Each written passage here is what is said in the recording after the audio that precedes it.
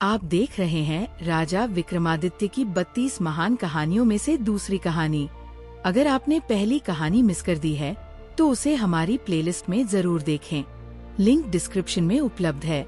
अगले दिन जैसे ही राजा भोज ने सिंहासन पर बैठने के लिए अपना कदम आगे बढ़ाया, वैसे ही दूसरी पुतली चित्रलेखा ने उन्हें रोक दिया।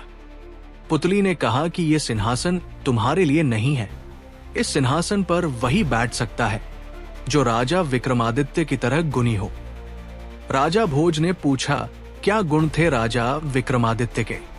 तब पुतली ने कहानी सुनानी शुरू की। एक दिन राजा विक्रमादित्य शिकार खेलते खेलते एक ऊंचे पहाड़ पर आए। वहां उन्होंने देखा एक साधु तपस्या कर रहा है। साधु की तपस्या में विघ्न नहीं पड़े ये सोचकर वे उसे श्रद्धा पूर्वक प्रणाम करके लौटने लगे। उनके मुड़ते ही साधु ने आवाज दी और उन्हें रुकने को कहा। विक्रमादित्य रुक गए और साधु ने उनसे प्रसन्न होकर उन्हें एक फल दिया। उसने कहा, जो भी इस फल को खाएगा तेजस्वी और यशस्वी पुत्र प्राप्त करेगा। फल प्राप्त कर जब वे लौट रहे थे तो उनकी नजर एक तेजी से दौड़ती महिला पर पड़ी। दौड़ते दौड़ते एक कुएं के पास आई और छलांग लगाने को उद्यत हुई। विक्रम ने उसे थाम लिया और इस प्रकार आत्महत्या करने का कारण जानना चाहा। महिला ने बताया कि उसकी कई लड़कियां हैं पर पुत्र एक भी नहीं। चूंकि हर बार लड़की ही जन्मती है, इसलिए उसका पति उससे नाराज है और गाली गलौज तथा मारपीट करता है। वो इस दुर्दशा से तंग होकर आत्महत्या करने जा रही थी। राजा विक्रमादित्य ने साधु वाला फल उसे दे दिया तथा आश्वासन दिया कि अगर उसका पति फल खाएगा तो इस बार उसे पुत्र ही होगा। कुछ दिन बीत गए। एक दिन एक ब्राह्मण विक्रम के पास आया और उसने वही फल उसे भेंट किया। विक्रम स्त्री की चरित्रहीनता से बहुत दुखी हुए।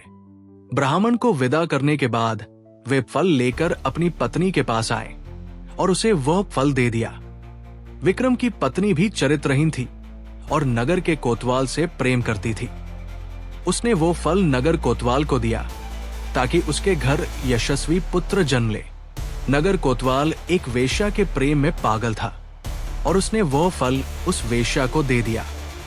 वेश्या ने सोचा कि वेश्या का पुत्र लाख यशस्वी हो तो भी उसे सामाजिक प्रतिष्ठा नहीं प्राप्त हो सकती है।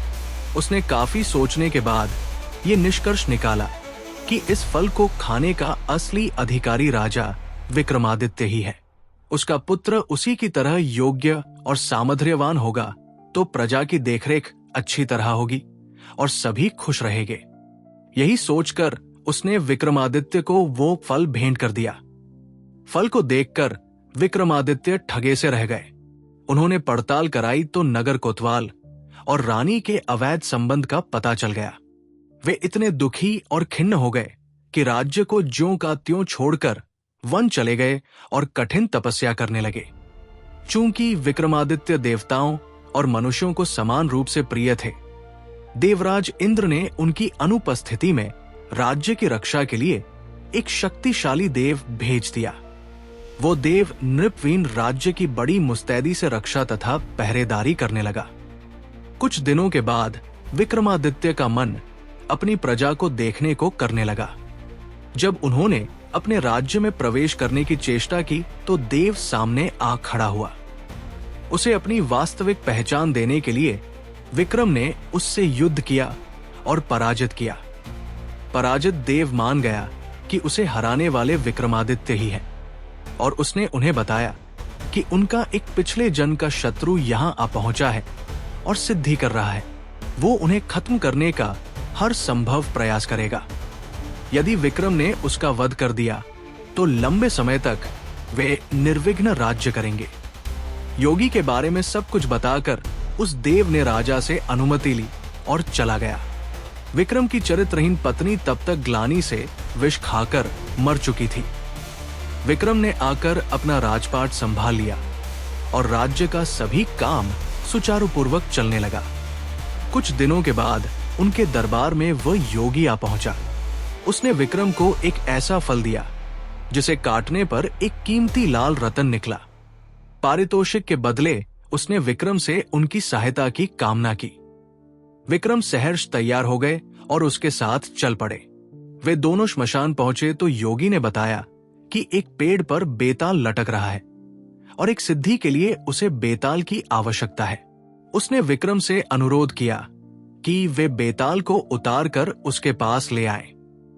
विक्रम उस पेड़ से बेताल को उतार कर कंधे पर लाद कर लाने की कोशिश करने लगे।